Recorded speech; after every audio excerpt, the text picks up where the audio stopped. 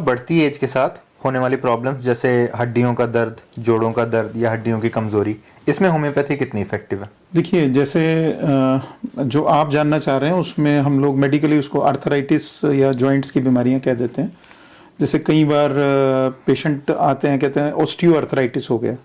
Osteo arthritis as के साथ develop होने वाली एक इस तरह की बीमारी है जिसमें तकरीबन ट्रांसप्लांट के अलावा कोई और ऑप्शन नहीं रहता है। फॉर एग्जांपल, नी जॉइंट है तो उसका ट्रांसप्लांट करना है, या हिप जॉइंट में कहीं ऑस्टियोआर्थराइटिस डेवलप हो गया तो उसका ट्रांसप्लांट करना है, तो transplant is the only option.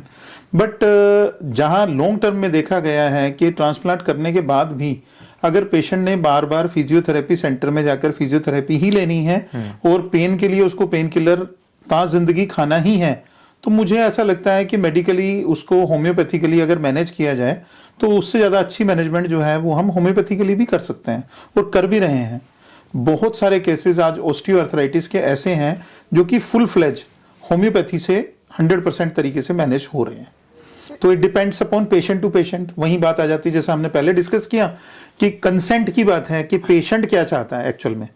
कई बार पेशेंट क्योंकि इंडिया एक डेवलपिंग कंट्री है और कुछ लोगों के पास बहुत अच्छा हैंडसम अमाउंट होता है पैसे का, तो उनको ऐसा लगता है कि मैं जितना जल्दी से जल्दी अपने घुटने चेंज करा लूंगा तो उतनी अच्छी लाइफ हो जाएगी। लेकिन जब घुटने चेंज कराने के बाद भी पेशेंट ठीक नहीं है, बाद में घूम फिर करके भी होम्योपैथी में ही आना है, व्हाई नॉट फर्स्ट टाइम?